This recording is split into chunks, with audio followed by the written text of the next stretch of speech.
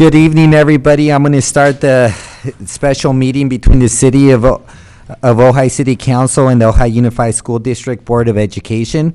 Today is Tuesday, June 16, 2015. And could I have roll call for City Council, Rhonda? Councilmember Clapp. Present. Councilmember Haney. Here. Councilmember Wyrick. Here. Mayor Pro Tem Blatz. Here. And Mayor Lara. Here. And could I have roll call for the school board? Board Member Ruff. Here. Board Member Whipple. Right here. Board Member Taylor. Here. Board Member Well. Here. Superintendent Mr. Bankster's here. I just want to remind everybody that when you speak, if you could turn on your mic, because people at home can't hear you if you're speaking. So I've learned the hard way that I get yelled at the following days because they couldn't hear what I said. So your comments and suggestions are worthwhile. And if Mr. Whipple or Chair Whipple could lead us on the Pledge of Allegiance. I pledge allegiance to the flag of the United States of America and to the republic for which it stands, one nation, under God, indivisible, with liberty and justice for all.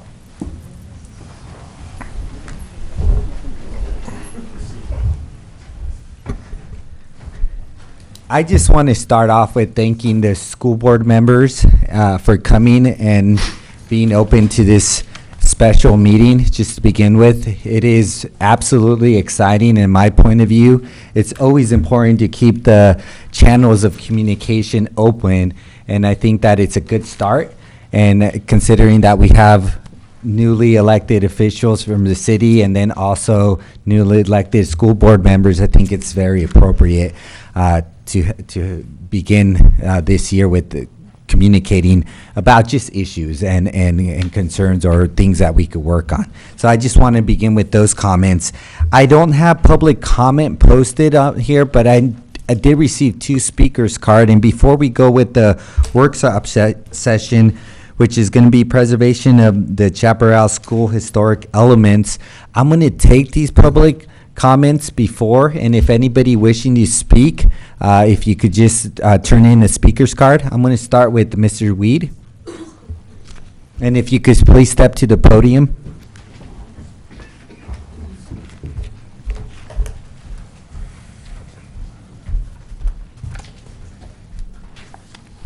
Is this on? Oh, it is. Hot mic. So here we are. I just want to second what Mayor Laura said. This is actually a good start. It's a very exciting time. The city and the school district both have a lot in. I need to speak more. That's the deal. The city and the district both have a lot in common in the community, and there's a lot of shared issues. And so I'm just really glad that this meeting has started. The only thing I would offer for your consideration tonight is something that would continue to further the economic development of the city. You know, I looked at budgets just before I came over today, and I realized that the city's budget is based a lot on the occupancy tax, but there's also property taxes and sales taxes that go in there. And so obviously the more people that come and stay and shop and whatever, that's a good thing. The more people that buy homes, hey, that's a good thing. But right now we've got like 3 legs to our economy. We've got the agriculture, we've got the tourism, and then we've got the commuters. And there's a lot of people that commute back and forth from Ojai to other jobs. And so if you take a look at the roots of that, we need to have good school systems to support the economic base. And when we take a look at issues like property management for the school, hey, that's important. It's important simply because you know, we have a lot of vacant buildings, and we certainly don't want to get to a situation where we have more buildings that are vacant because the school is not there anymore. I don't anticipate that happening, but I'm looking forward to hearing more about enrollment figures for the next few years. Because the truth is that with the with the Ojai School District, it's all based on the number of people there. And unless we have good livability in the city, the school district is also going to suffer. So what I would suggest is that you consider allocating some of the money in the newfound budgets that we're all smiling over, that, you know, maybe both parties could contribute $5,000, $10,000, something like that, and get some independent, outside opinions on how to develop the key properties that we have here, not just for the school district, but also for other vacancies that are here. I think it's just really critical that we work together on this because it does affect both parties. Thanks so much. Thank you. Thanks, Steve. Mr. Walker?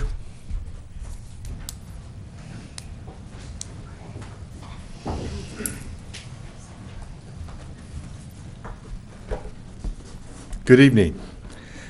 In the early 1890s, the Little Nordhoff Grammar School on Matilaha Street was experiencing something of an enrollment boom. The one-room brick school could no longer contain the town's 50 or so school-age children. In 1895, the school board decided that a new, larger school was needed. Edwin Sr. sold a piece of his downtown property to the school district, and a 2-story wooden Victorian structure was built. The new schoolhouse was designed by Franklin P. Ward, a noted Ventura architect who also designed the Faulkner House, the Camarillo House, and the First Methodist Church in Ventura. The building fit in nicely with the false front Western-style stores that lined Main Street at the time. The new school opened in the fall of 1895 with 66 students in grades 1 through 8. In addition to educating the town's children, the new schoolhouse served as the social center of the community. The town's first moving pictures were shown there in 1911. Community dances were sometimes held, although they were frowned upon by the proper folk who worshiped at the church across the street. The bell in the cupola not only called the children to school each morning, it sounded the alarm for fires, sending the town bucket brigade into action. That bell still sits on a pedestal in front of the school. When the community established Nordhoff High School in 1909, classes were held in the upstairs classrooms while the new high school building was constructed on the west end of town. Following World War II, the grammar school was again bursting with students. In 1926, a new school was designed for the site by the well-known Santa Paula architect Roy Wilson. It was designed in Spanish style to complement the Mission Revival architecture of the town's new arcade, post office, and pergola. In 1927, the school opened with 8 classrooms. In 1929, 3 more classrooms were built. In 1937, another 3 were added, along with a new auditorium on Ojai Avenue. Roy Wilson was Ventura County's first licensed architect and one of its most accomplished. He designed several buildings in Ojai, including Nordhoff High School's Spanish-style buildings on El Paseo Road, San Antonio School in the East End, the original Ojai Festivals Bowl, Bill Baker's Bakery, now as Zoo, Foster Park Bowl, and the Crotona Auditorium. The property has been a school and community center for 120 years. The current buildings have been an important fixture in the downtown for nearly as long as the arcade and post office. The property and its buildings are clearly historic, architecturally significant, and important to the people of the Ojai Valley. Does their significance rise to the level of a city landmark? We can't know that without a formal evaluation by an architectural historian working with the city's Historic Preservation Commission. Whether these buildings are sold, leased, or retained by the school district, it is important that they be evaluated so we can plan for the future. Not just the future of the school district, but the future of these buildings, the downtown commercial district, and the community as a whole. How wonderful it would be if these magnificent buildings were recognized, preserved, and even restored as part of Ojai's downtown district. Perhaps that's a project the city and the school district could work together on. Thank you. Thank you. Thank you. I don't have any more speakers cards, so I'm going to move into the items, but I do want to invite Chair Whipple for any comments that you have before anything starts, or I any of just the have a school board? very brief comment, and thank you, Mayor. As far as I know, this is a historic meeting for the city council and the school district to come together and talk. So it's exciting from that perspective. We talk informally, and certainly our superintendent and your city manager talk fairly regularly. But I think this is a wonderful opportunity for us to all get together and perhaps set a precedent for continued discussions in the future. Great. Well, thank you. Anybody else with any comments? No? Then I'll move it. We're first on the item. We're going to be talking about the preservation of Chaparral School historic elements, and I'm going to turn it over to staff for a report. Thank you, council and board members. One of the reasons the council asked to pull this meeting together was to have an opportunity to talk a little bit about this topic. And so I've asked our Community Development Director, Kathy Wold, to give you a little bit of an overview of the landmarking process and the provisions that we have in our code regarding historic preservation. I just want to mention, did the school board members get a copy of these regulations, the staff report? Yes. Okay, just want to make sure. Thanks. Good evening, everyone. And you will note in your packet that you received for this joint meeting that you have both the regulations for landmarking and Mills Act. We just wanted to go over a little bit with you over those two regulations. And as you've heard, I think Historic Preservation Commissioner Walker gave you a nice overview of what the history is of that particular property and that building. But one way that you can ensure that the historic elements of any building are preserved is by landmarking that particular property. And what we do when we landmark is we normally, as he indicated to you, the applicant, or if the city were to be the applicant, would engage the services of a historic preservationist to provide us with a Phase 1 historic report of the character-defining elements of that particular building, and that's what we really seek to preserve, is the character-defining elements. So that doesn't prohibit reuse of the building. We would just be looking for those things to be maintained in a way that is thoughtful and preserves the historic character of them. So right now, we wanted you to make you all aware that we're working, the Assistant City Attorney and I are working with the Historic Preservation Commission's ad hoc committee to update those regulations. And so once they're in a form that they can take before the whole commission, ultimately they'll end up in front of the City Council, whether they're adopted as presented or modified. We wanted to make you aware that that is something we're doing right now.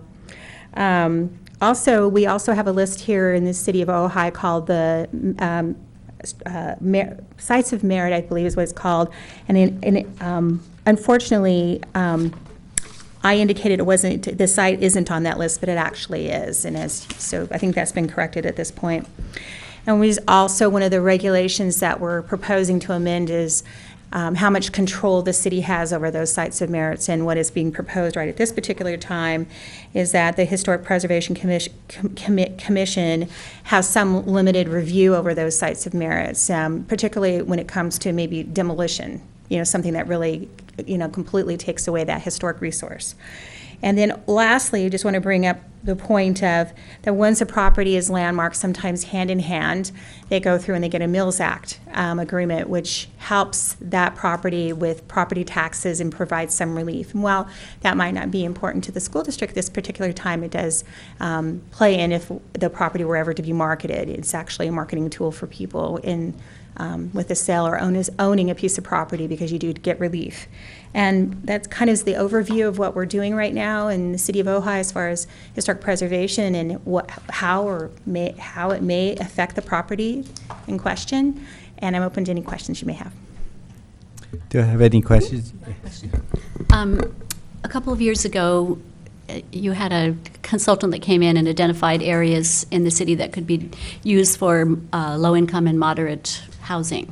And the the bus parking area and the maintenance yard area at the Ojai School District site was one of the areas that was identified, and the zoning was changed then so that it could be used for that. So they didn't affect the school, the actual school buildings itself. Would that change in designation in zoning affect any kind of agreement that someone might use to construct something on that site? Are you asking if that affects the historic nature of the building? I mean, it doesn't affect the building itself, it's just the property that behind it. Right. I think the only issue would be that if you landmarked the actual building, then there would be some consideration are they all on the same site, on the same parcel? It's all one parcel, yes. Yeah. Okay. So obviously, if they're building something on the other part of the non-landmarked buildings, it's vacant, that we would look to make sure that whatever's built there is compatible with the historic and doesn't detract from it. It's kind of just a broad brush. That's really what they're looking at. Okay. That's about. And the city decides that? Yes. Mm-hmm. Okay. Just a couple follow-up questions, because I view this as more of like almost education for us all than anything else. Okay. You mentioned the zoning. I thought there were two parcels, where the bus yard is a separate parcel from the school. It was separated at that point, or it was designated as that being possible for development for. Okay. for I'm just moderate- talking about on the assessment maps. I think it's only one. okay, Hank and could it- probably Well, the whole site is about 7.5 acres. Right, I thought there was. There are lines within the 7.5 acres, but the way we talk about it, it is one site. Right, I was just talking about legally, I thought there were two. And then the other question is, you was talking about zoning, I'm just asking, I thought both were currently PL zone, or not? That's correct, but the housing element also created an special overlay zone. Overlay on the PL zone, right. okay, Yeah, so a portion of the Okay. property is overlaid. I got it, okay, thank you. That's the kind of question I don't know answers to until I ask, And also, you know. the SPL is very specific as well. It's specifically for affordable housing projects, correct? Yes, the overlay zone is for affordable housing, and it has some fairly specific nature of that affordable Right. housing built into it. So do you get that, Linda? Yeah. That's a good question. Yeah, it's a That's real- really a good question, actually. Councilmember Haney? Excuse me, I guess the first thing, the city council is asking all these questions regarding Chaparral. We don't own it. Can I turn it over to the chair of the school board, and maybe he could fill us in on where you are in your thought process on this property? Sure. Thank you, Kathy. Every once in a while, somebody comes to the school board and has an idea. And so we have looked at those over the course of the years. To date, the school board has taken no action other than to study the best use of the property. I wanted to so our board was kind of reconstituted at the last election. We have 3 new members. And so we took a look earlier this year at, we've got a lot of things going on. What do we want to look at? Where do we want our focus to be? And so we kind of took a straw poll. It's not official, it's not binding, but where we were as a school board at that point.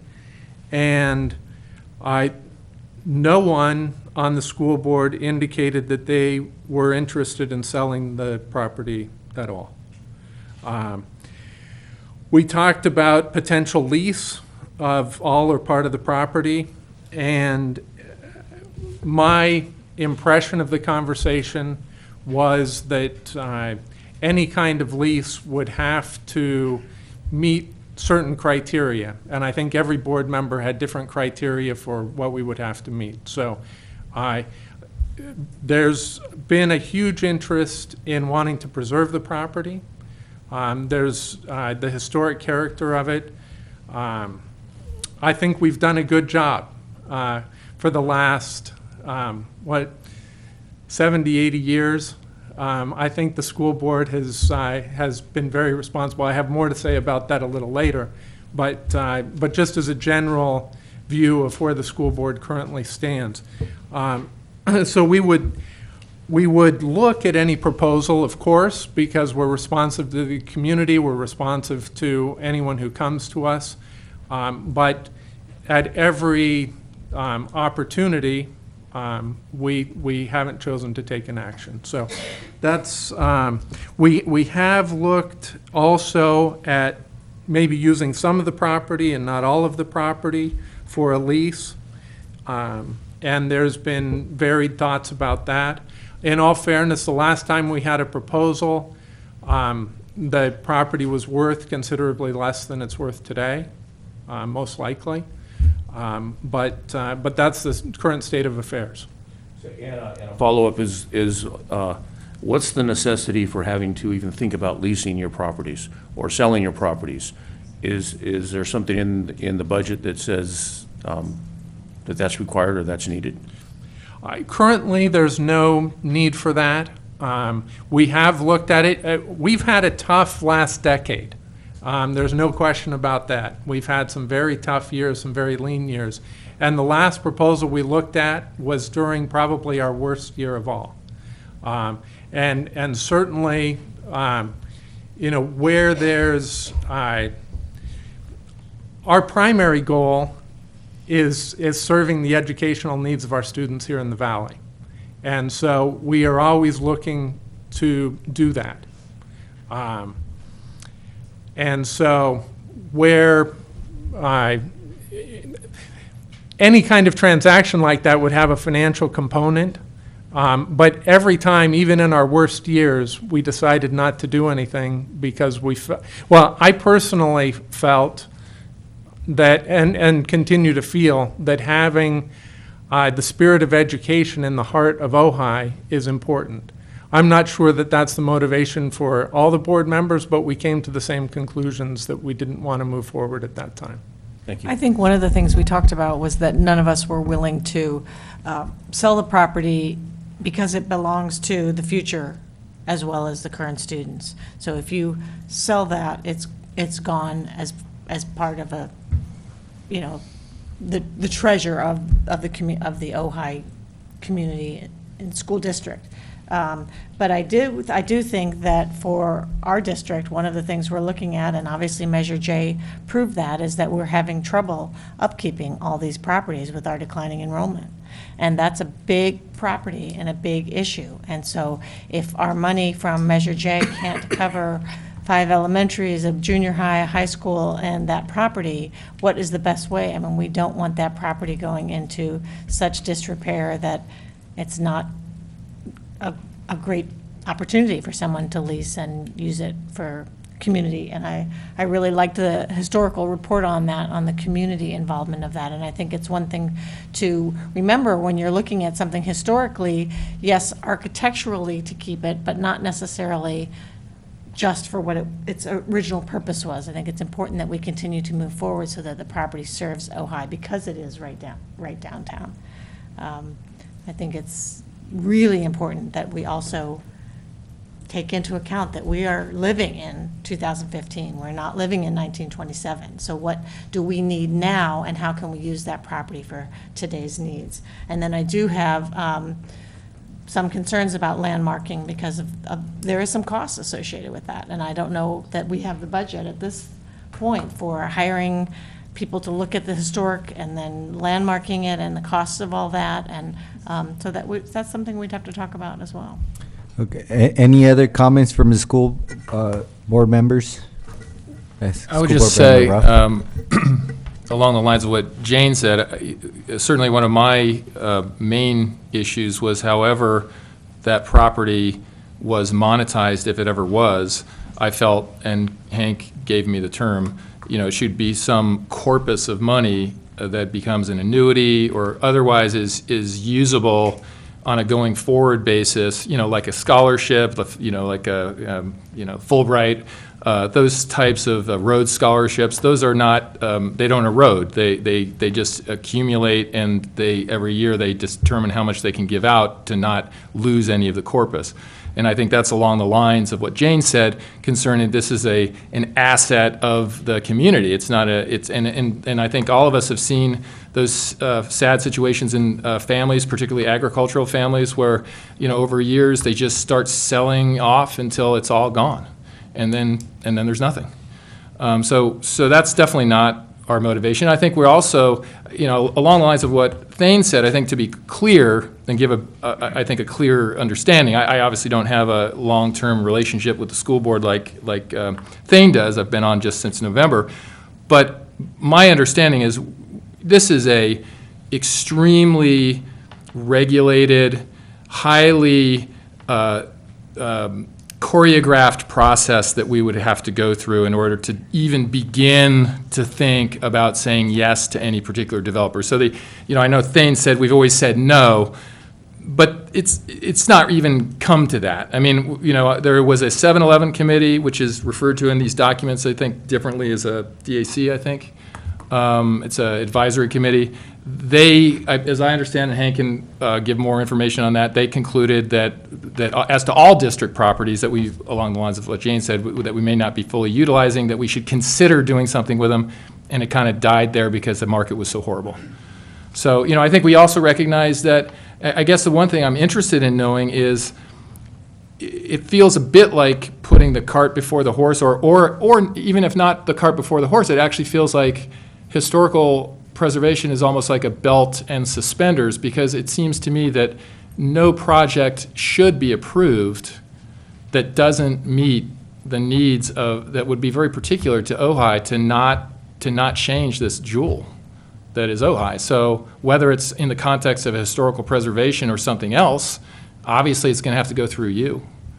And anyone who is interested in leasing the property would obviously not be willing to do that unless they felt that whatever their project was could be done, and it would have to, obviously be approved ultimately. So, I guess we feel like we're sort of open-minded, but we feel like there are a lot of moving parts.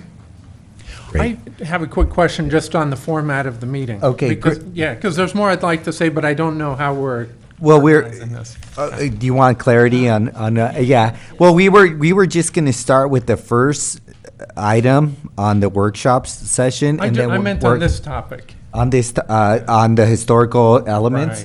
Right. I mean, I think it's important for us to get clarity on where the board is and what concerns or you guys have in terms of the historical elements. Sure. And then we'd move on to the next item. Sure. But in terms of if there's anything that the council or the board wants to mention right now that has to do with historical element, we're open to conversation. Right. Go ahead. And then I'm going to, after Mr. Bangzer goes, I'm going to turn to Councilmember Clapp. I know she had some comments. I can wait until after the council members and board members speak. Did you have a? I just had a real quick question. Mr. Clark, what does it cost to landmark a property? So the main cost is preparing the Phase 1 study. And how much does that cost? I don't know if Kathy. $2,500, okay. And then after that, do you happen to know beyond that what the total cost would be? Oh, okay. I won't. So, no. So it's $2,500 for, that's what generally they run, give or take from the consultant to do a full-blown historic report. Landmarking, currently, we don't charge any fees for the city of Ojai because, they want to encourage landmarking. So that's up for discussion with the new fee schedule, but I think that will pretty much stay the same. It's a little bit different if you go into the Mills Act, because the Mills Act actually has some advantages from property tax. I mean, not in this particular case. We do have fees for that. So generally speaking, you're going to be paying for the report would be the cost at this point. Because I don't think the school district would want to go for a Mills Act at this point in time. Yes. So, Mr. Bangzer. just one point of clarification and one question. As Kevin was speaking, he did a really nice job of reviewing some of the elements that brought us to 7-Eleven committee and then what happened after the 7-Eleven committee. Just to be very specific, there were 10 members of the committee. 9 of the 10 voted in varying degrees of enthusiasm to say to the school board that they recommended further analysis of leasing or selling all or part of the property. So it was a pretty strong consensus. And then, as was said, that market was horrible. If you can remember what it was like in that 11-12 period, it's obviously gotten better since then. The 7-Eleven committee was designed to take a look at all school sites, that's exactly right.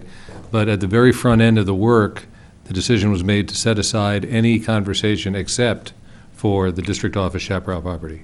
So now, as you can see in the document that I gave you, the school board is now strongly in favor of constructing another 7-Eleven committee, which would look at not the district office chaparral property, but other sites, right? And I'm positive that that will be constructed in the fall. The other thing, so that was sort of a clarification. The question that I have, and Rob and I have talked a lot about the process of possibly developing the property.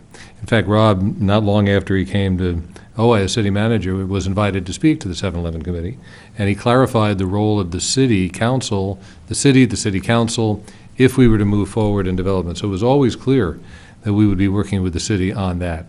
And therefore, it was clear what the role of the city and the school board would be if we initiated the concept of development. So that's the introduction to the question.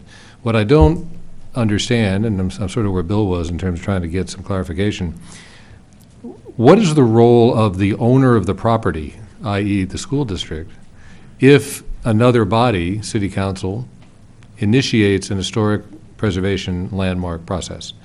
You know, where do we fit in? Where do we have the opportunity to discuss it, how you define it? But so I'm really wondering about that. What is the role of the school district in that conversation? If I could go to staff for that process, for that clarification, I know we have an ordinance that explains the role, but I'm going to have staff explain it. And yes, Mayor Pro Tem Blatz. I think as a general rule, the city can't force landmarking status on anybody. So it wouldn't be us initiating a landmark process on the Chaparral facility without your permission and your authorization to do that. I think from our standpoint, we think it's a significant property, and we'd hate to see it lost, and we'd love to have it landmarked. That's principally it. Okay. And and it's a large piece of property, and it'd be great for some affordable housing too, if that was possible, so. Mayor Pro Tem Blatz, Yeah. I think that that's something we need to have clarified, because I think that's one of the things they're looking at in the ordinance. The actual ordinance as currently written does have a process of nominating for landmark status, whether or not the owner wants it to happen, and then the owner can appeal that decision to council. So I think that's one of the things they're looking at, but that is the specific way it's written right now. Yeah. I don't know of any property that we've You're absolutely moved right. forward on landmarking without the permission of Right, the owner. but I thought I'd just clarify how how the code is currently written is all. Yeah. And I wanted to defer to staff, so if there was some more clarity or some more information, I wanted them to provide it. Yes, Mr. Howard? Summers. I mean, Mr. Summers, apology. Evening, council board members. Interim Assistant City Attorney Matthew Summers. On this question, it is possible for the city to landmark a property over the objections of the property owner, but only after providing notice and an opportunity for the property owner to have a hearing on the issue. In my experience, while I've been in Ojai and in reviewing the records of the city before I arrived, there has been no recent activity of landmarking a property over the property owner's objections. It's not typically done in the context of an intergovernmental relationship with another, in this case with the school district, but it is possible. In terms of how it would look like without setting aside that possibility, as I don't have a sense from the council that that's where they would want to go, it would be a continuing conversation between the city and the school district, with the Historic Preservation Commission in the loop as well. And the ultimate decision to designate a landmark is made by the city council upon the recommendation by the commission. And it would be a matter that I haven't yet had a chance to think through with Mr. Clark and Ms. Wold as to whether that would be perhaps another joint meeting to designate the landmark.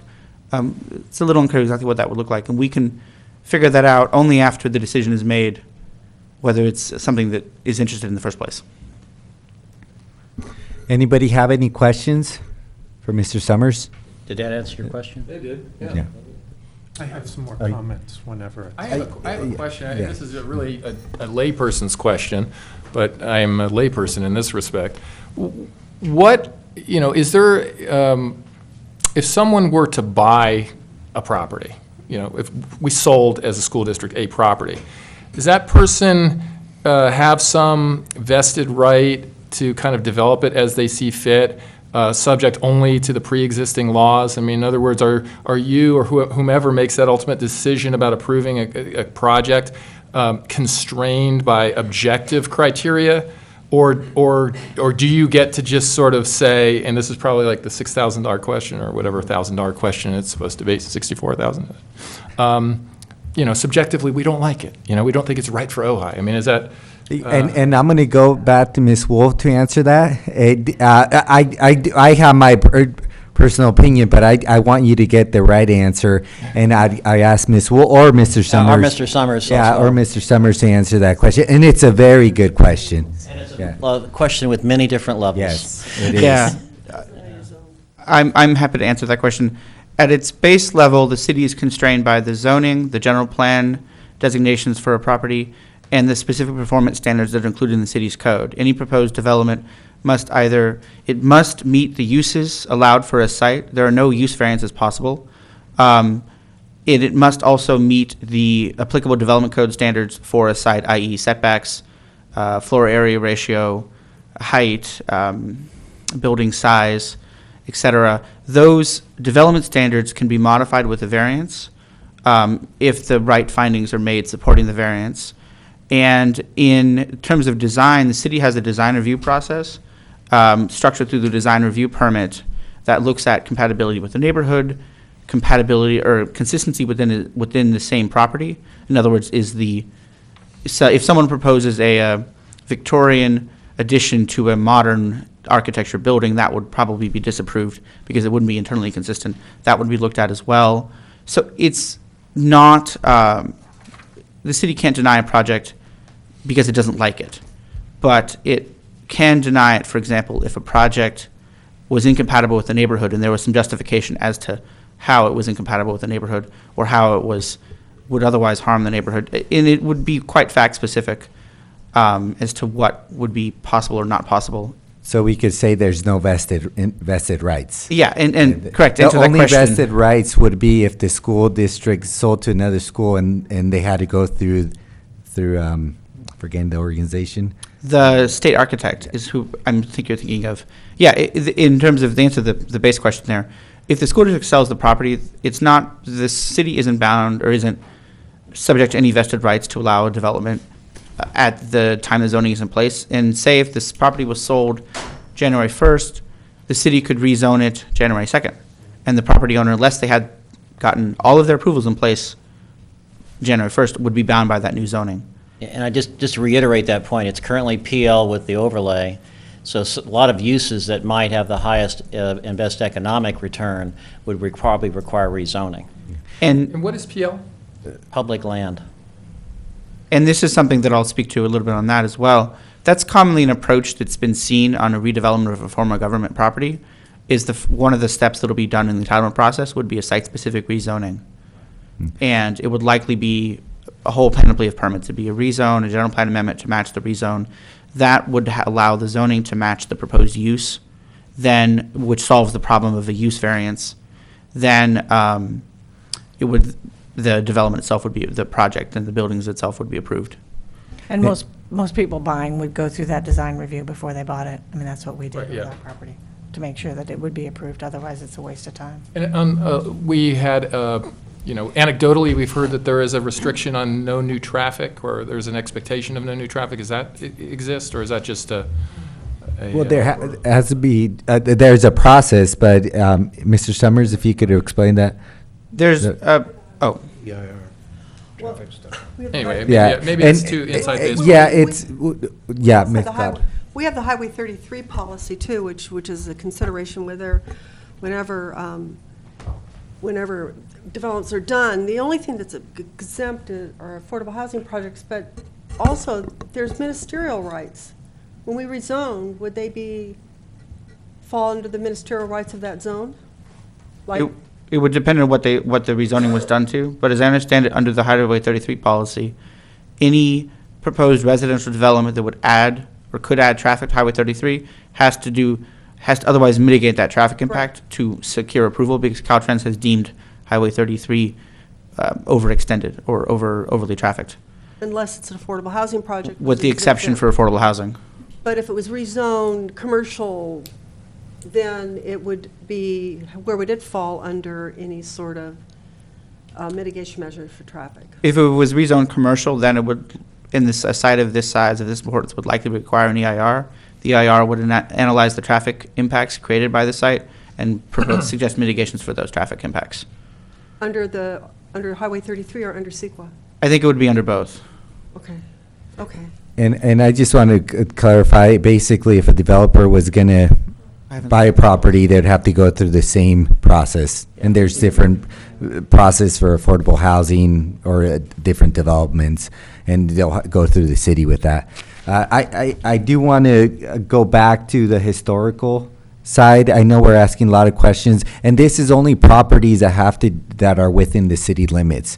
Because obviously the school district has more schools outside the city limits, they'd have to go and talk to the county or go through their process, like this Summit, San Antonio, Marimani, and Miners Oaks.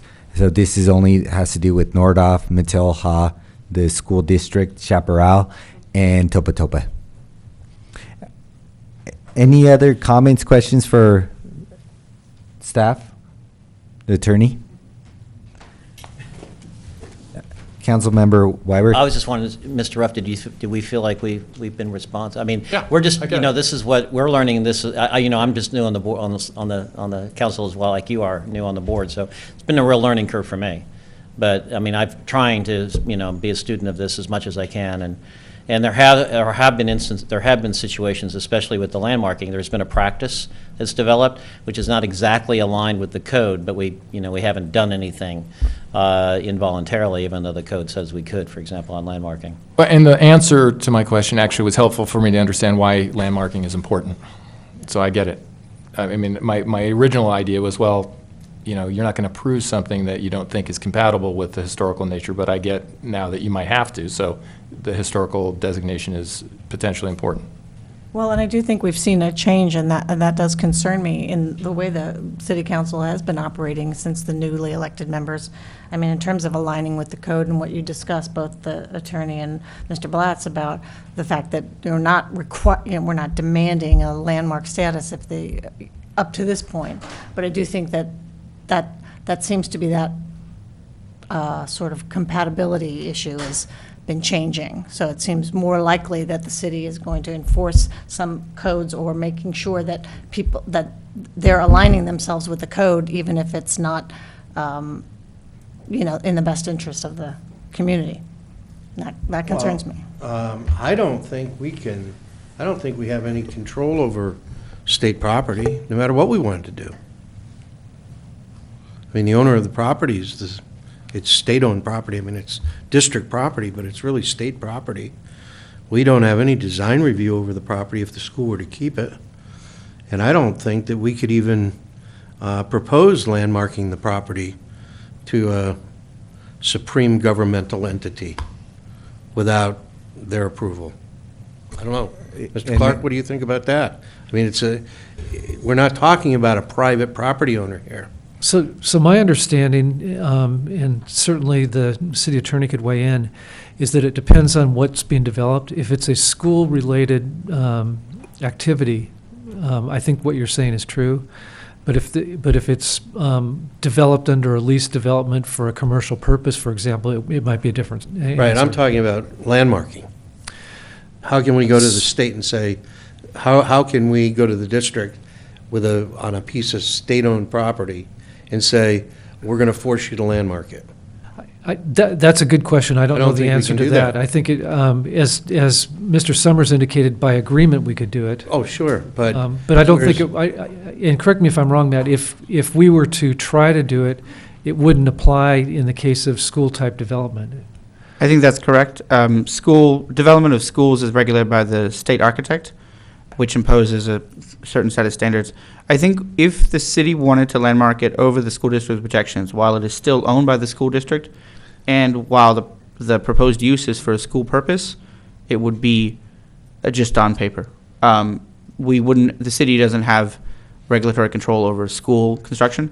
If the city was to landmark it over the school district's objection, and the proposed use, or the existing use was a lease that created a separate possessory interest, which is separately taxed, then that would imply to whatever application submitted by the developer for, say, tenant improvements.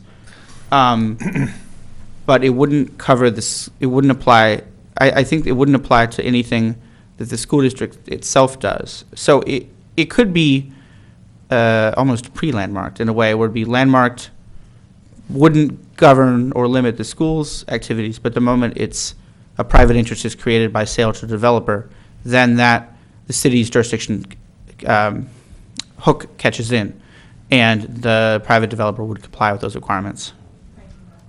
Yeah. Any other questions? So we are getting clarity on the process. I did hear some concerns from school board members that they're more interested about the cost, that being more of an impediment, and what that actually meant. And I think that's justifiable, considering the hardship on the school district this last decade, like Ms. Chair Whipple indicated. I think that it would, I don't know, I know our Historical Preservation Commission is interested in proposing, sending it to the council.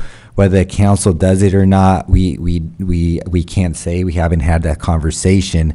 But I think as of right now, if it's okay with the school board members and the city council, possibly clarifying those costs and what that would require. 2,500, is that just, and by landmarking it, does that require the school district, as of what I heard Mr. Summers said, as long as it's a school, it doesn't kick in until after you sell it. So is that some clarity of if it requires added costs? Because that's what I heard, that if it adds costs to the school district, that's they're concerned because they're limited in funding. Yeah, I don't think need a further discussion of it. It's just thoughts. I mean, that's what my understanding was. This is just thoughts and feelings. It wasn't trying to get something down on paper. So I had some concerns that I expressed, and I feel you are receptive, and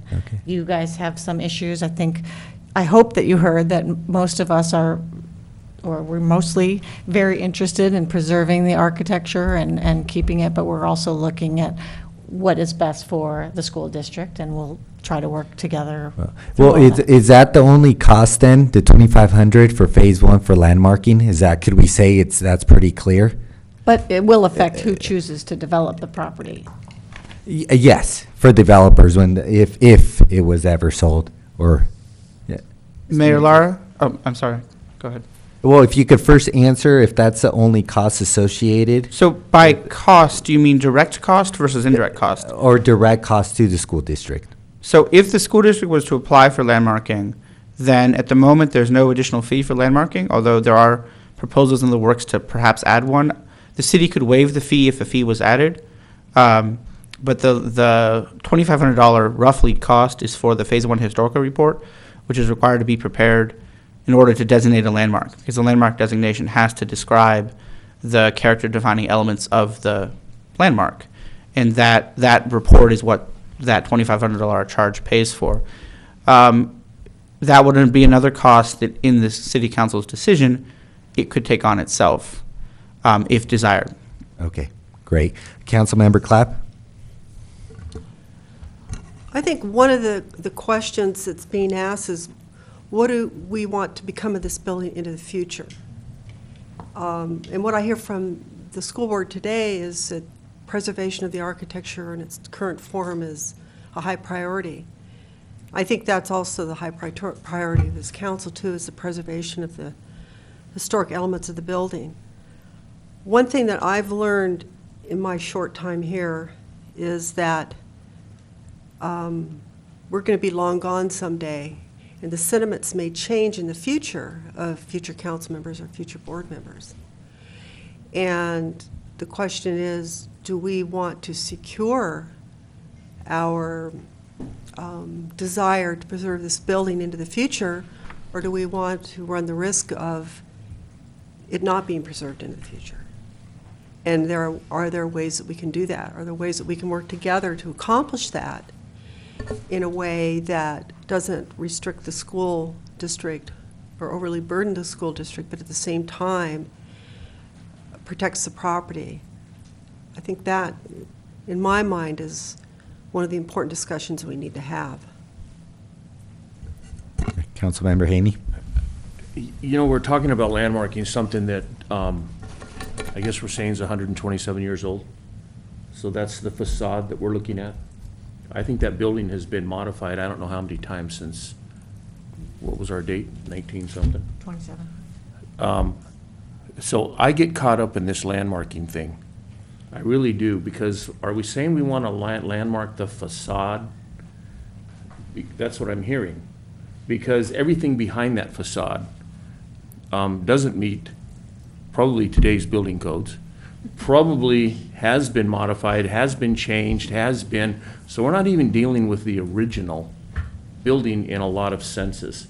So I don't think I'd put the cart ahead of the horse on this.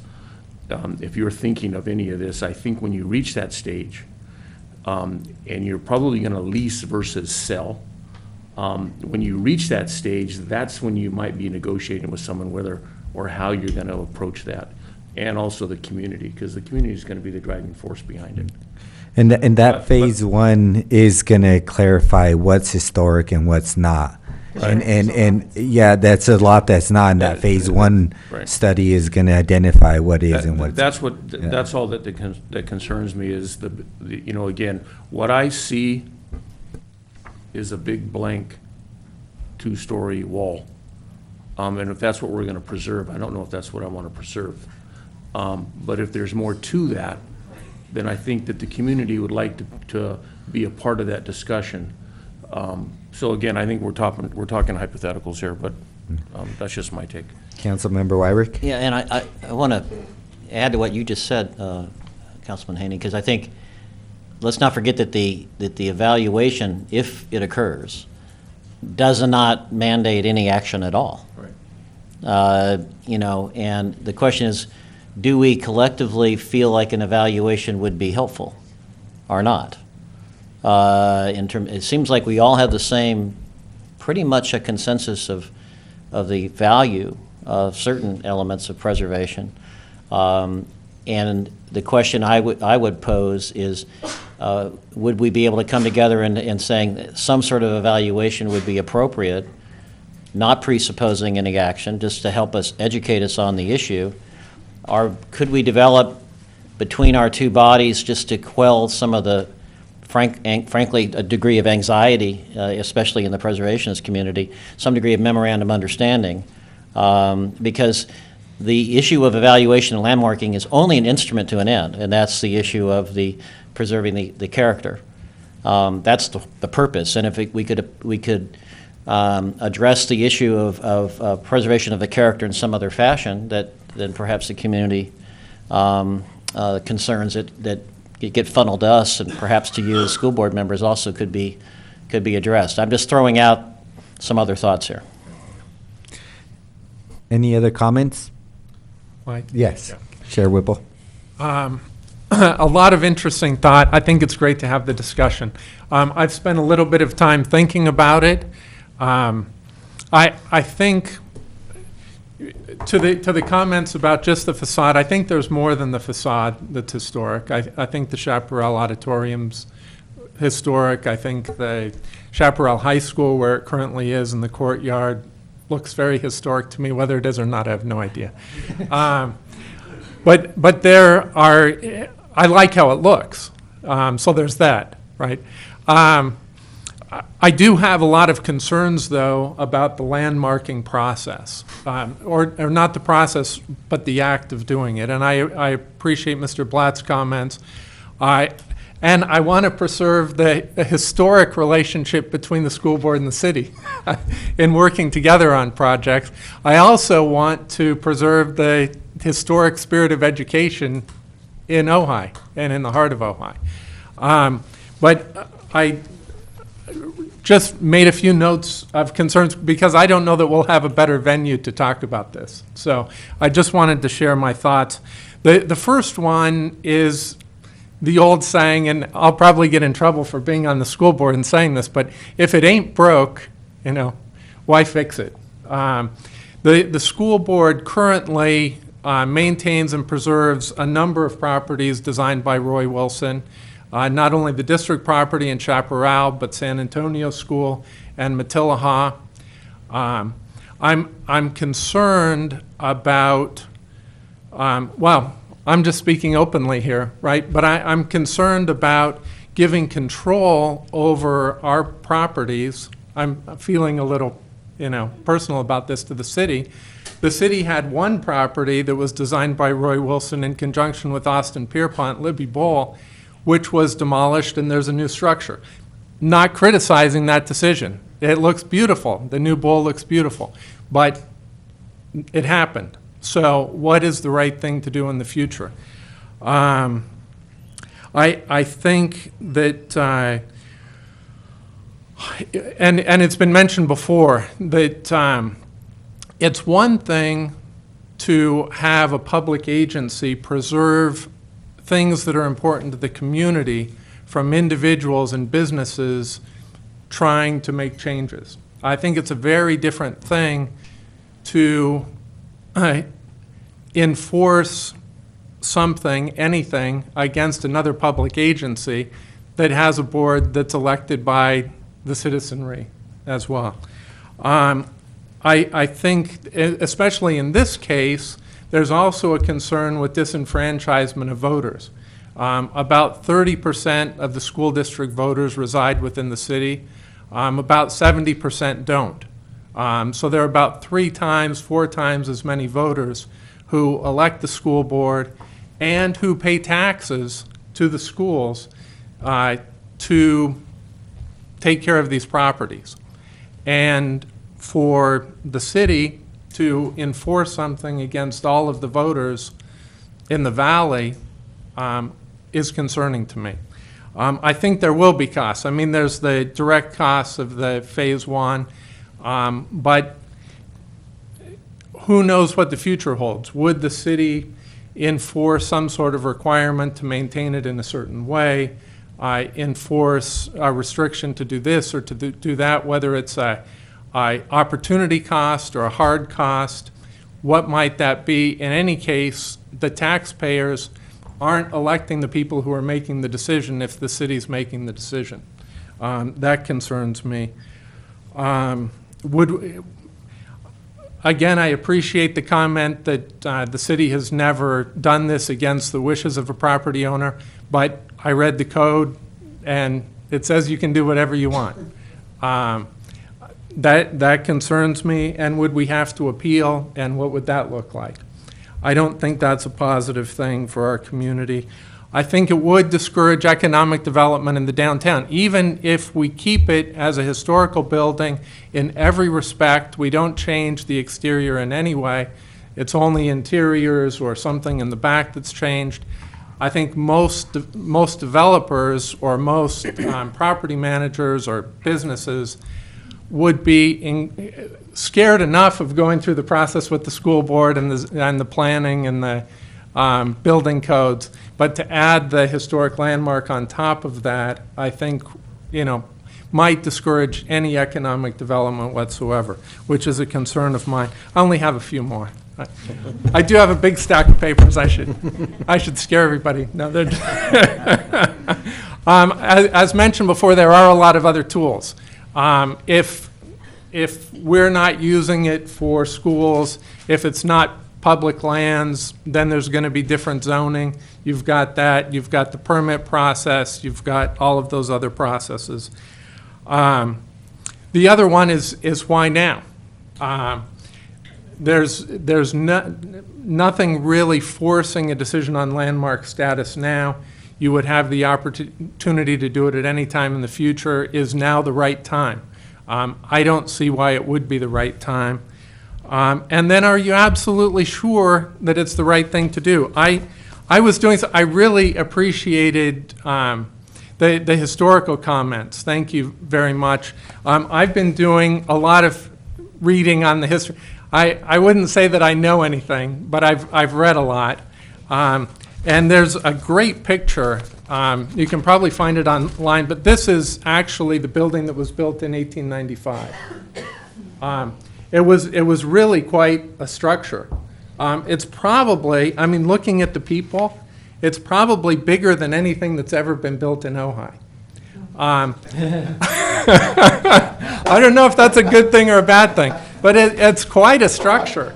And what's interesting to me about that is if we were sitting in 1915 deciding whether to make this decision and made the decision to landmark this building, which is a cool building, we wouldn't have the current building.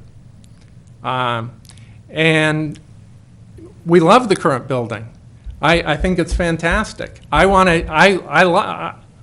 it a lot. I want to keep it forever. But, you know, I think Member Clapp had an interesting comment about the future. Do we want to put a grip today on any future, or do we want to let future generations have any say in this whatsoever? Are we better than future generations?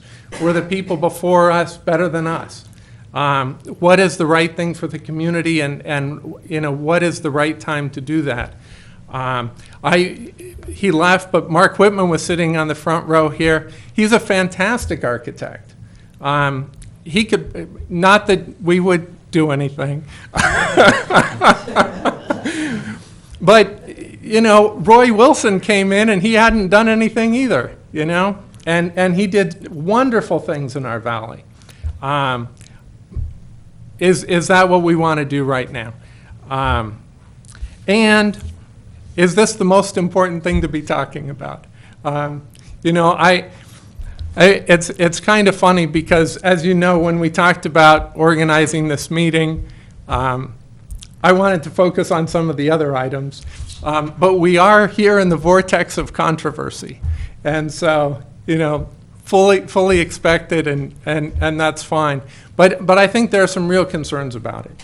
I think that as things are today, as was mentioned, I think we all have the same goals, that we want to preserve it, that we love it, that we want to keep it. It fits with Ojai. It's fantastic. I would like to do some landscaping in the front, make it look better from the street. You know, there are things I think we need to do. But I don't think that landmarking is the right decision. And I think there was a comment earlier that was made that landmarking ensures that it will be preserved. I think we've seen in recent history that landmarking doesn't ensure anything. And I think what ensures that our history will be preserved are people who are concerned about the history. And I think, you know, we're all good people and we should work towards that. Any other comments about landmarking? No? Yeah, I do.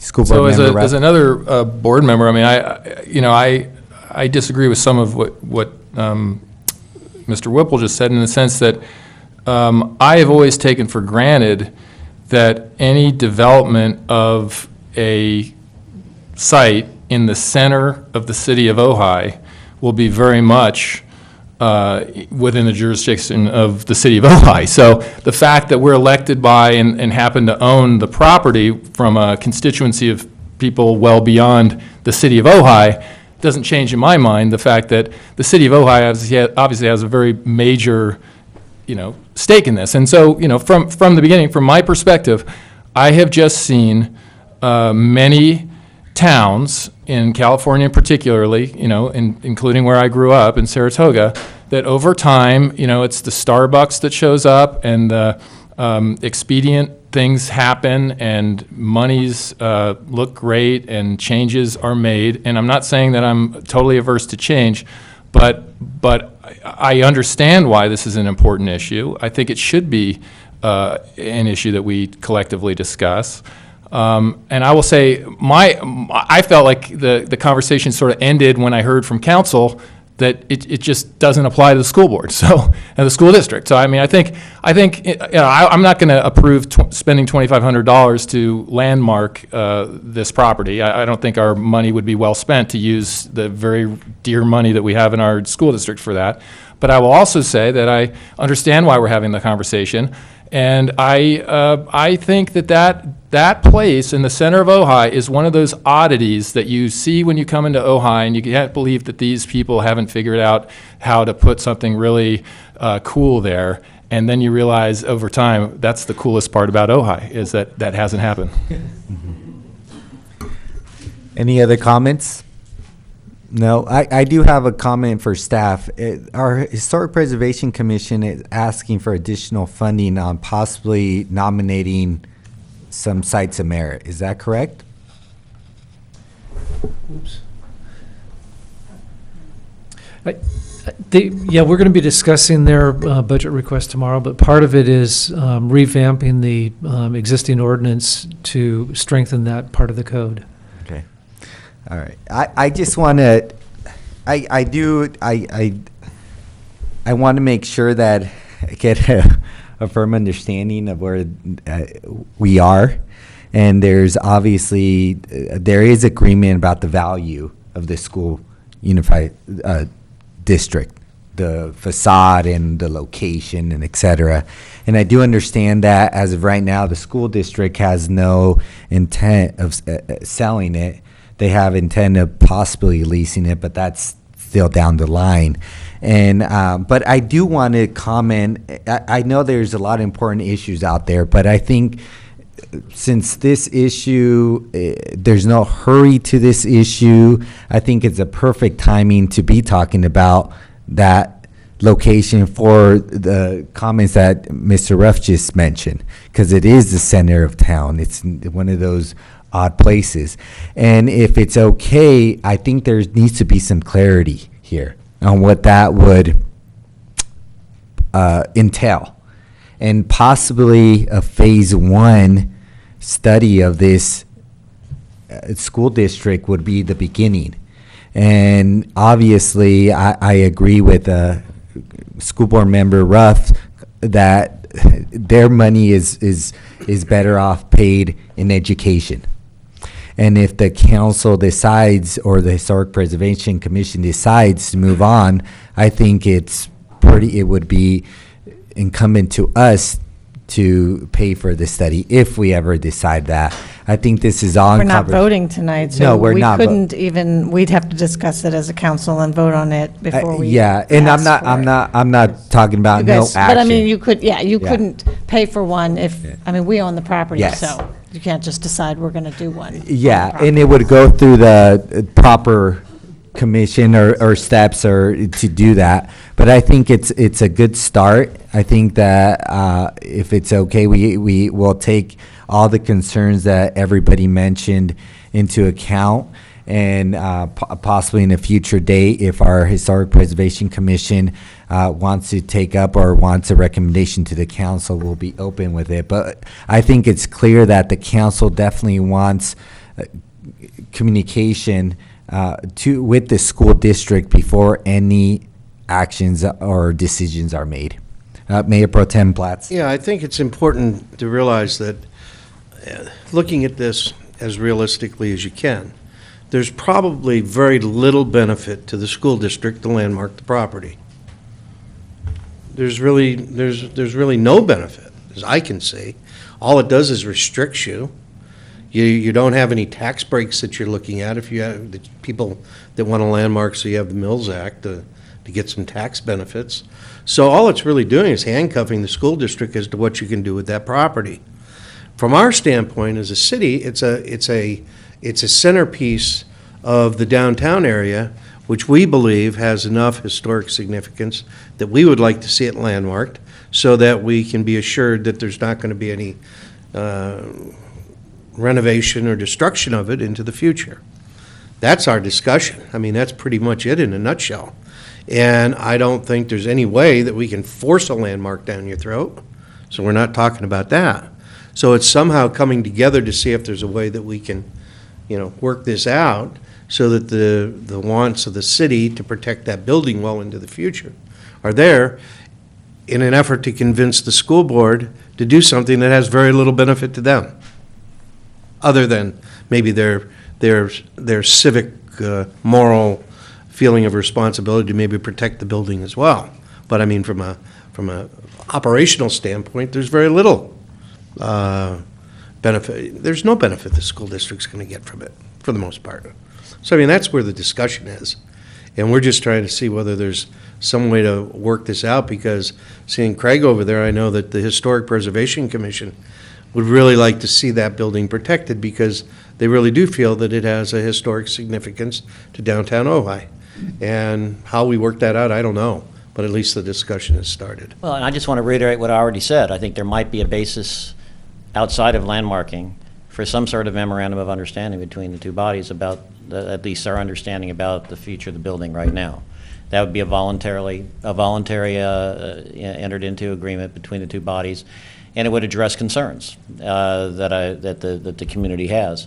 And it seems like that's something to explore. I think along the lines of, there's been some consensus elements expressed here by everyone. Try to build on that, get them down in writing. Well, I would just add to that, I think we can protect it by protecting it. I don't think we have to protect it by doing anything else.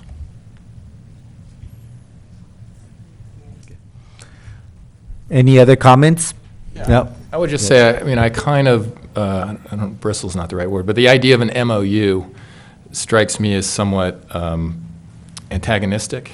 I mean, if maybe a joint resolution, but I think that's what I'm talking about. Yeah, I think given where we memorialize our understanding with one another. I mean, I don't. My problem with that is that it implies a kind of a contractual relationship, and my feeling is that this is really as Councilwoman Clapp said, these are individuals who currently occupy these positions and who have opinions that are, I think, relatively consistent, it turns out.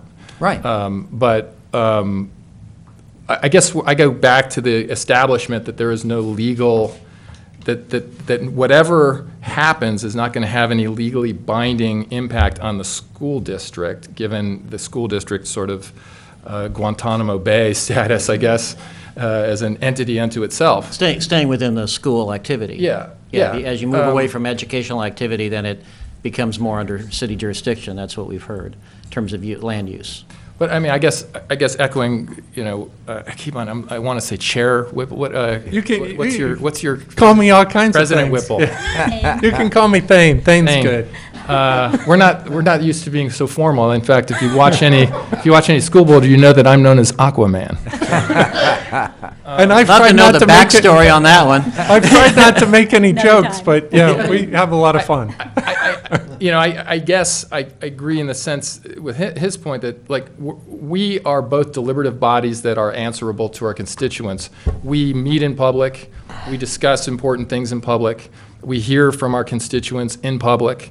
The train ain't leaving the station. We're not imminently going to sell or do something destructive to Chaparral. You've heard our personal opinions, but of course we work as a body. But so it just feels to me like I think this is a great conversation, and I'm happy to. And I'm not saying that this is not. I think this is worthy of being their number one discussion. We're talking about the center of Ojai, but beyond that, I mean, yeah, maybe there's a resolution or something we could craft together. But I don't. Hopefully, people are hearing us that. There's no danger, there's nothing to be afraid of right now on this subject. Mr. Mayor. Councilmember Clapp. I don't think we're concerned about the present. I think we're concerned about the future of the property, because things change, and people change, and boards change, and council members change. If landmarking neither Mr. Blight, you said it ties the hands of the school district, but in reality, it doesn't, does it, unless they sell the property? If it was landmarked, they still are autonomous, are they not? And if they're autonomous and it's landmarked, then the only time it would kick in would be when it Well, goes it to would be private some- hands, right? It would be some, we can't landmark the property No, if they over their decided. objection. No, I'm saying if they agreed to do it Okay. today, and they landmarked it, and they kept it as school district property, they're still autonomous. They are still under the state architectural Mm-hmm. rules, right?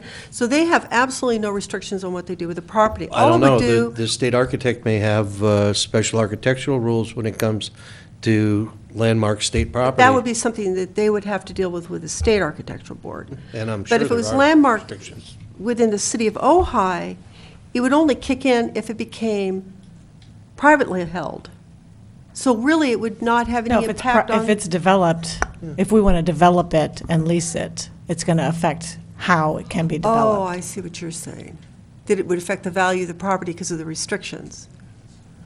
That's an interesting question, because I recall a presentation given by some historic preservation people that said that historic designations quite often increase the value of property. I was wondering, would it be okay with you, Mr. Mayor, if one of the historic commission people come forward and, because I think it was one of their meetings that I heard this, maybe they could answer that question? Yeah, if it's a direct question and they know the answer. Mr. Clark, Mr. Walker. Craig? Mr. Craig. Mr. Craig, do you recall? Were you in the Historic Preservation Commission when the Historic Preservation people came and spoke about the value of property if it's? Right. And if you do look at the studies, they all show that the value of property actually increases when properties are landmarked. And all you have to do is look at the properties in Ojai that are landmarked, and they're amongst our most expensive properties that we have in town. They're properties that are very much valued because they're historical landmarks, and they also improve the value of the whole neighborhood because the neighbors know that the property is landmarked, and that has an effect on it as well. It would prevent a developer from coming in and saying, I want to tear out the property and I want to build another building there. It would prevent that. So if that's what the potential developer had in mind, or if they didn't want to use the historical elements that have been determined to be characteristic of it, then it would affect their ability to do that. So basically what you would be saying is that you can do an adaptive reuse. Like a good example is the old firehouse. And that's been used as a museum, it's been used as a pottery studio, it's now used as a wine tasting, and it all keeps the basic facade of the original building, but within the interior, it's adaptively reused to allow new uses. So that would be possible for a developer to do, but that might be the limitation on it, would be the ability to like tear out whole walls and add a second story or something like that. So they couldn't modify the footprint of the building, they'd have to keep the No, they could add original on to the footprint. building, so it would just determine a lot of it would be the nature of the landmark agreement and what was considered important. So it might be that buildings could be added in the back or buildings could be extended. It would just depend on what was defined. So the first step would be just to have that historic resources report done to say this is what's historic, these are the characteristics, these are the things that are recommended be kept, and these are the things that we recommend that you are able to change. How long does that take, that whole process? I would say probably 3 or 4 months, maybe.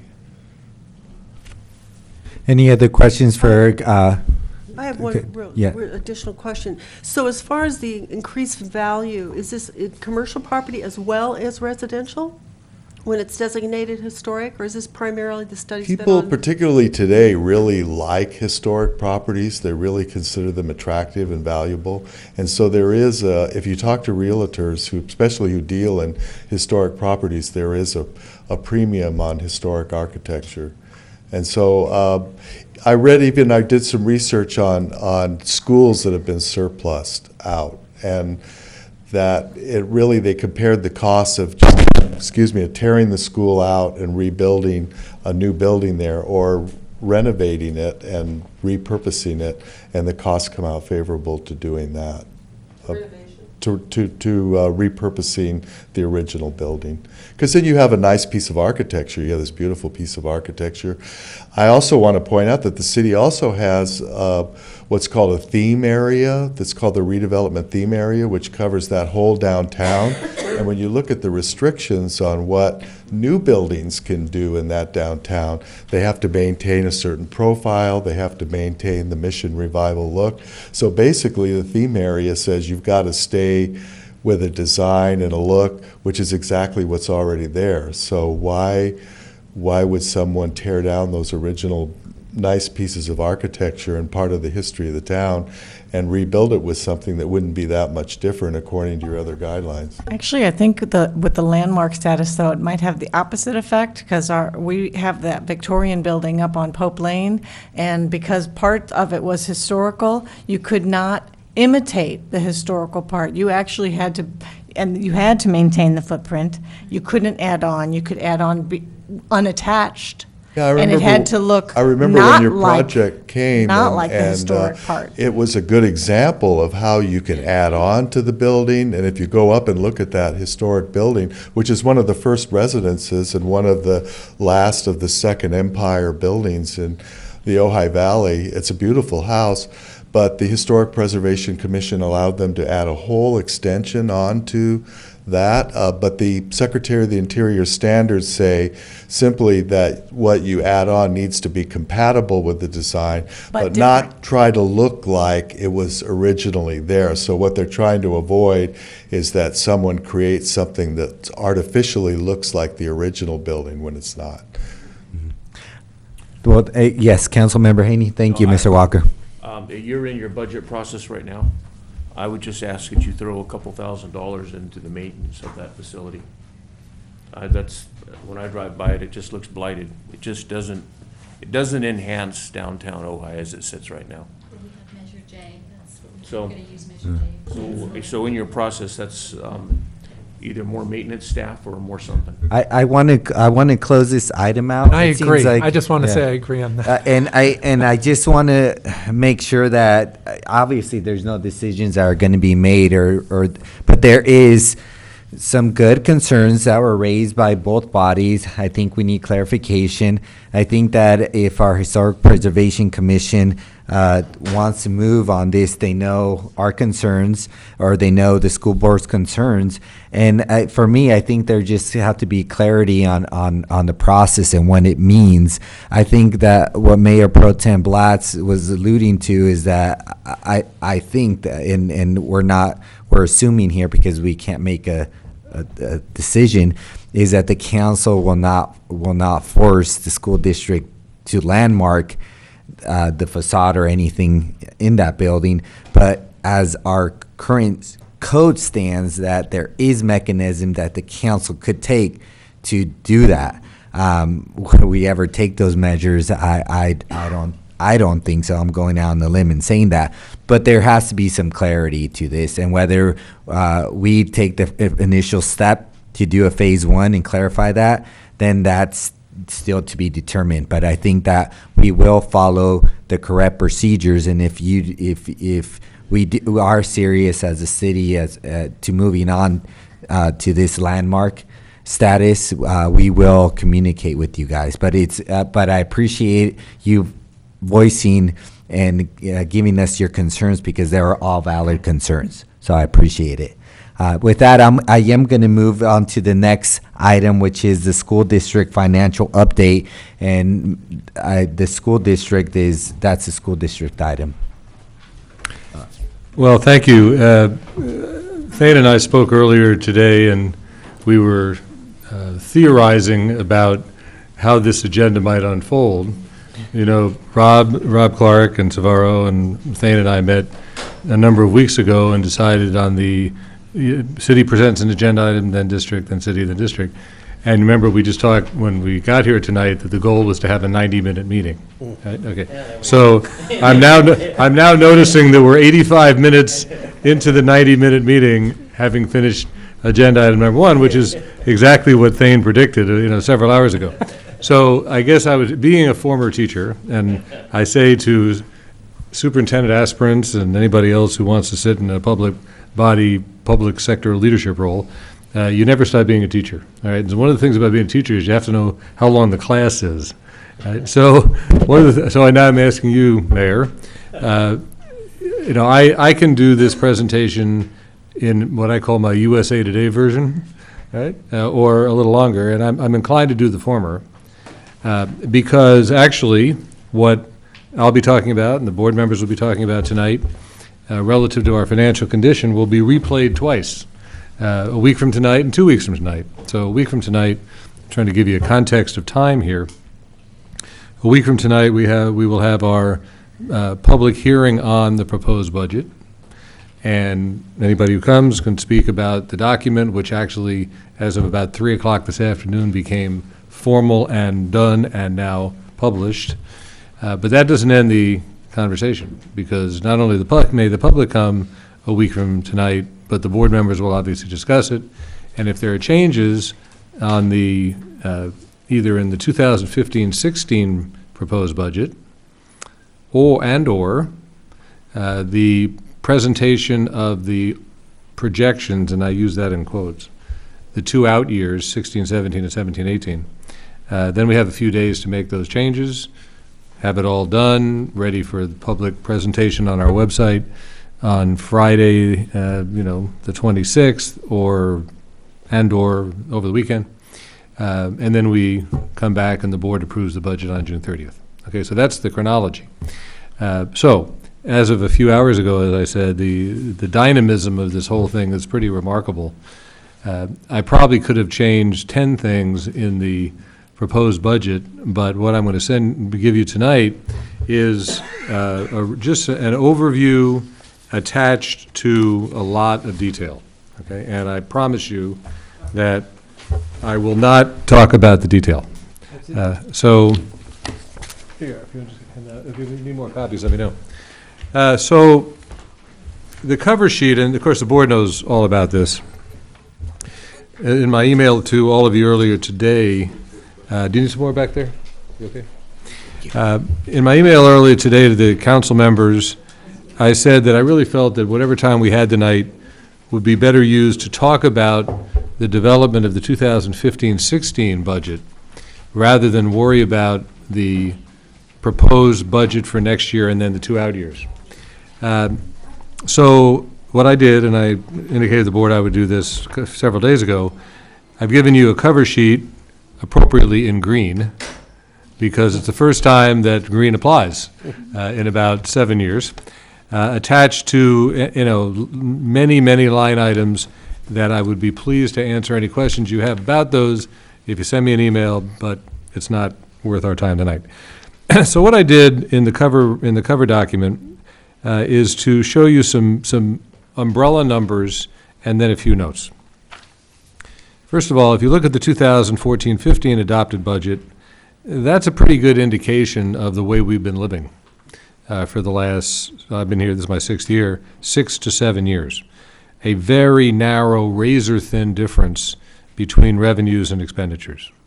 You can see $160,000, well under 1%, and we're operating, just to give you a context, because I know we operate differently, but when we were operating a budget that resulted in a balance of $160,000, less than 1%, our reserve, as in for, they call it economic uncertainties, was 2%.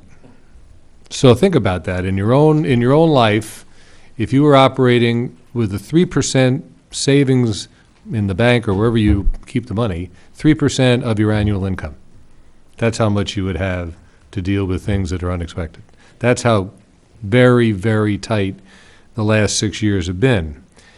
Before I go to 2015-16, note the notes, number 1 below, that I commend the school board and the unions, our workers, workers in the broadest sense, teachers and classified staff, administrators.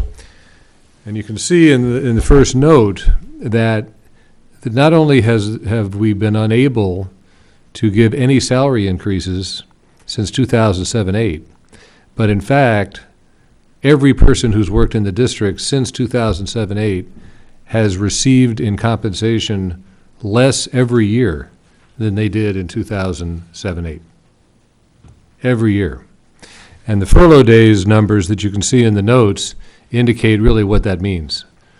That our teachers and classified staff have averaged 7 furlough days a year. Administrators and I more. I think that was appropriate, obviously, we have higher salaries. So we've had more furlough days. And so finally, with more money in the 2015-16 budget, get to that in a second, the board and the teachers union and ultimately the classified staff union and the administrators are now going to get an increase which will be in the somewhere in the mid 3 to 4% range, depending a little bit on how revenues come in the next several weeks. But right now, the agreement is 2.5% increase on the schedules, they're all on salary schedules, and a 1% add-on that's just a one-year number, and that would be withdrawn in the 2016-17 year. I will tell you, sitting around the superintendent's table in Ventura County meetings, that increase of 3.5% is barely and probably not quite the average of the other districts in the county, almost all of whom have had some increase in every one of the last 6 years. So at the end of the first note, you can see that when these 6 years started, the teachers and other members of the staffs in the district were already in the bottom quartile, probably at the top of the bottom quartile in 2007, 8, 8, 9, and have since receded to last or next to last in the 2014-15 year. So thank God we finally have money to say to these people, 95% of whom have voted in favor of these furlough days, and they were all negotiated. We couldn't just do it. We only received the furlough days approval by a vote. I think it's just beyond remarkable that has all happened. So now to 2015-16, quite different. You can see as you go down the column of revenues and expenditures, we will have about $3 million more in 2015-16 than 14-15. A wonderful increase of between 10 and 15%. Over 14-15. The expenditures increase will be about 2/3 of that, a little over $2 million. And the fund balance that we expect on June 30th of 2016 would be almost $1 million, which is beyond anything we've seen in the last number of years. And it looks great, and it really is, on June 30th, 2016.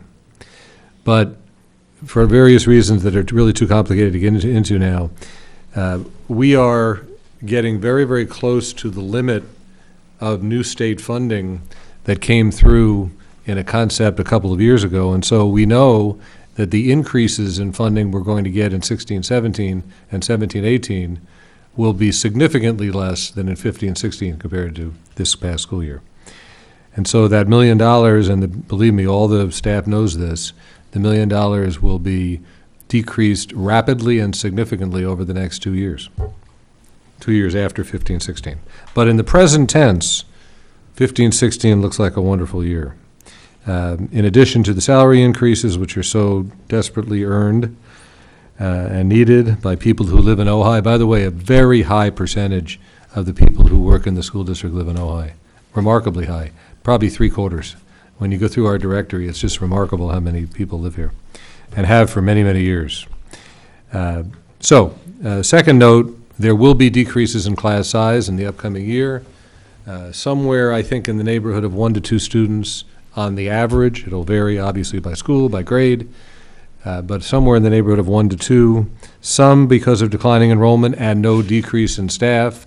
Some because we're increasing staff. Okay, so the combination of those two will create better class sizes. Nothing at all like what we would want, and certainly in kindergarten through 3rd grade, nothing at all like it was until 2009, when the state relaxed the 20-to-1 requirement. Mr. Bangser, Yeah. when you said decline in enrollment, do you know the numbers We do, in we the city do. and Oh, outside the no, city? no. I don't know Okay. inside the city and out. Well, I can tell you this, let's take Topa, because that's the one geographical body that's all within the city, okay? Now, Topa happens to have a pretty big decrease next year, because they had a huge sixth grade this year. So they're going from sort of the mid 480s, 483, 484 this year, down to 440, 42, right? So it's a pretty big drop.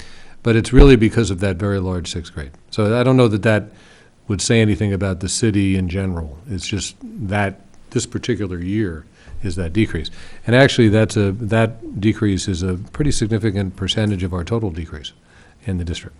Can I follow up, but just a quick Sure, on that demographic? absolutely. The demographic of school-age children versus the enrollment in the school system in the overall valley, are they basically tracking correlated or not correlated? Yeah, pretty much so. Actually, I don't want to be specific about private school, but I can tell you that we do a study every year of the number of students who, coming out of Matilla, that's really the best indicator, okay? And we are very proud, I'm proud, and I'll be sending it to the board soon, like in the next day or two. We have a remarkably high percentage of our eighth graders presently determining to go to Nordhoff, okay? I've had this conversation numerous times about sort of how does the public school total enrollment compare with available students, okay? And I'm positive, because I've heard it so many times going to meetings, Ojai has so many private schools and there's so many kids going to private school. Not really. Not any different than any other place I've been. First of all, other than Villanova, and Villanova's not that big, the private schools are very small. We're not talking about a 1,500 student private school or a set of private schools compared with a 2,600 student enrollment in the public schools. So I tell you, compared with some other districts, when I've talked to superintendents that have very large private schools, I don't think that Ojai is wanting at all in terms of public school enrollment. I don't have that feeling. But I know people perceive it otherwise. I know they do, okay? But if you know all the private schools, if you added them all up, it's not a very big non-public school enrollment. So, but we are declining, not because of private schools, not at all. In fact, if anything, the trend's going up a little bit toward retaining the students in the public schools. That's not why our enrollment's declining. You know why it is, okay? Housing prices, turnover of families with children, selling the homes to families without children. I'm not telling you anything you don't already know. And I'm sure it's about the same in the city and outside the city. I'm not an expert on that, but I think that's probably true. So I guess I would end by saying that this coming year is going to be remarkably different than any other year I've been here. So year 7 is great compared to years 1 through 6. The last note, there clearly will be some positive impact on the budget of the beginning of the implementation of Measure J, amount to be determined. But one of the biggest unexpected expenditure line items every year for us is the maintenance line item, okay? And it had a lot to do with presenting Measure J. We spent tens of thousands of dollars just repairing repairs that were repaired before on piping and roofing and electricity, and it's just, good money going after bad. So, it will help. It's not going to be a panacea. So that's what I believe is the best way to characterize this coming year. A great change. Any questions for Mr. Bangser or any additional comments? Councilmember Wyrick? Yes, Superintendent Bangser, I've heard, first of all, I looked at the personnel that you as a board appointed to the Oversight Committee, which is a pretty talented group, it looks like. Very talented group. So, congratulations that you could attract that caliber of people and put them on there. But I'm kind of curious, how have you just ended up sort of deciding what elements, what their role is going to be looking at issues like how to maximize the Measure J effectiveness in reducing maintenance costs and kind of planning, in other words. Right. In other words, will they, I've heard different, I've heard anecdotally that they're going to be involved in some master planning, but I'm not sure, so I thought I would ask. Okay. Well, I'll start and then absolutely quickly. We had a meeting, okay, a combined meeting, not unlike this, of the 9 members of the Citizens Oversight Committee and the school board and some staff. And that was the heart of the meeting. We talked about that. Now, I won't say that there were absolute final decisions made, but each of the 4 board members here was there, and I'm sure each of you has an opinion about where we are and where we might be going. I have a lot of confidence in the committee. They're very sincere about their dedication to the school district and the, working to make sure that we maximize all of the funds that the taxpayers have approved. So that was very encouraging. And they did elect a very excited and very committed president of the group. So that was good. So we're, I think we're in good Who hands. is Jeff Palmer? Yes. Councilmember Haney, did you have a question or a comment? I had 2 questions. The first thing I wanted to state is I'd like to thank first of all, thank all of you, but the sacrifices that the teachers have made, just all the staffing in general. As a coach at that high school for 14 years, I've seen the good and I've seen the bad, and hopefully the ugly's behind us. But you're the teachers, and again, the complete staff of this school district have just glued themselves together and have made this difficult time and process. They've just done an incredible job. So I personally look forward to this Measure J funding, and hope to see it used wisely. I know it can't be used for salaries, and I'm glad that you're giving these teachers back their furlough days, and you're doing all that you can to enhance maintenance.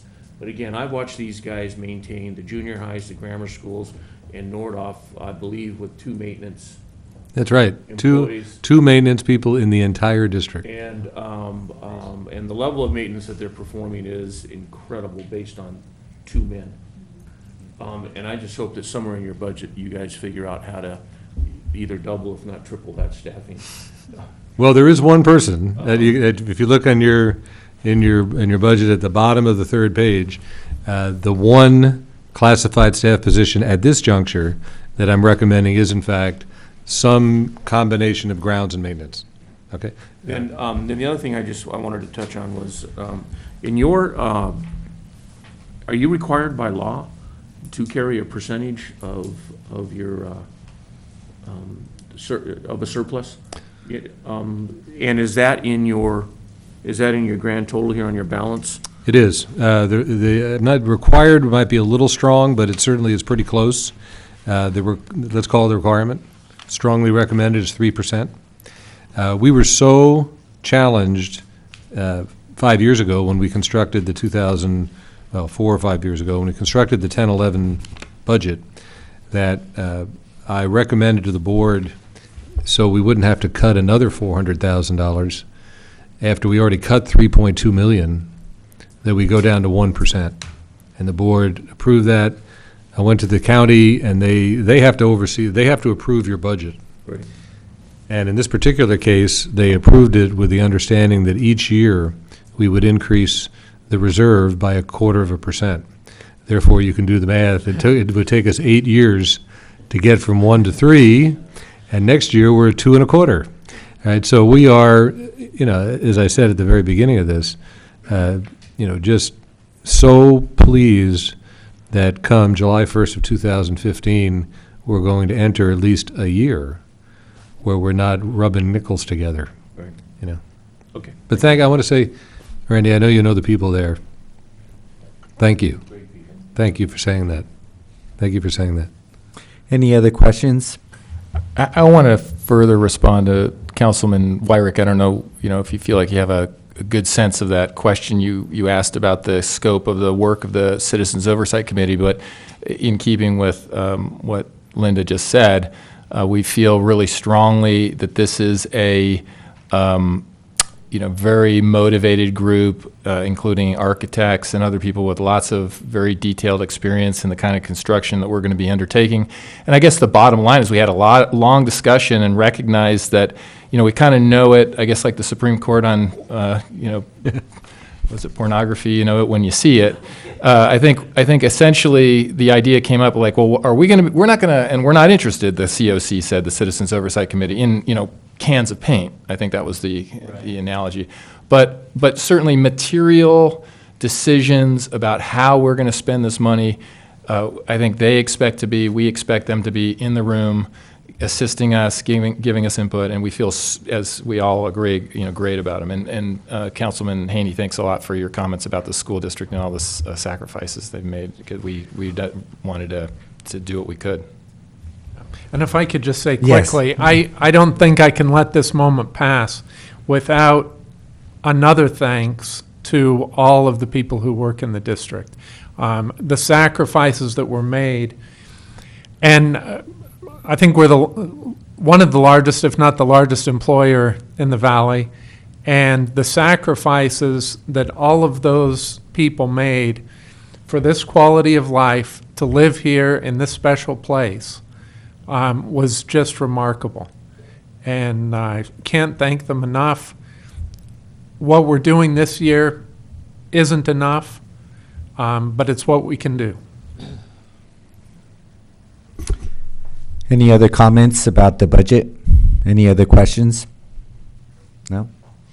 I do want to ask, and I want to get consensus, because I know our goal was to stay within the 90 minutes.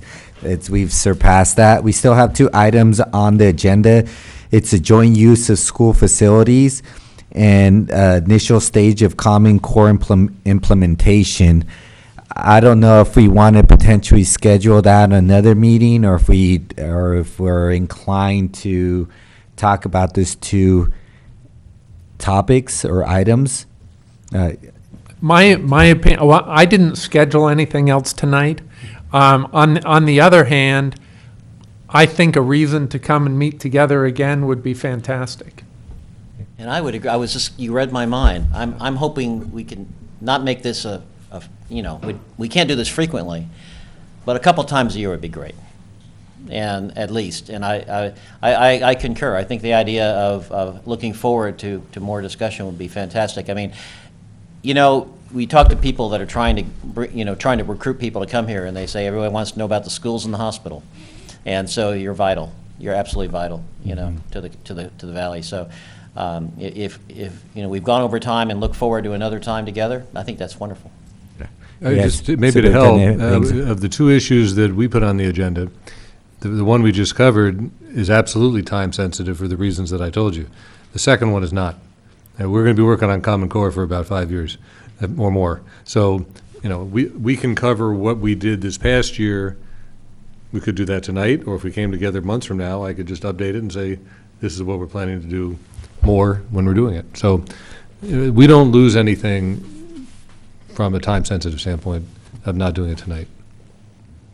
Great. So I think we'll just postpone it to a time to be determined to talk about these 2 items. And I just want to thank the school board, and also thank our staff and our other council members for putting this together. And it is, we're all in this together. I mean, I have 2 daughters that go to Topa Topa, so I see the hard work that all the teachers and also the parents that go and make it a fun environment for the kids to learn. So I want to thank you guys, and I look forward to further discussions. And with that, I'll adjourn the meeting. Thank you. Thank you.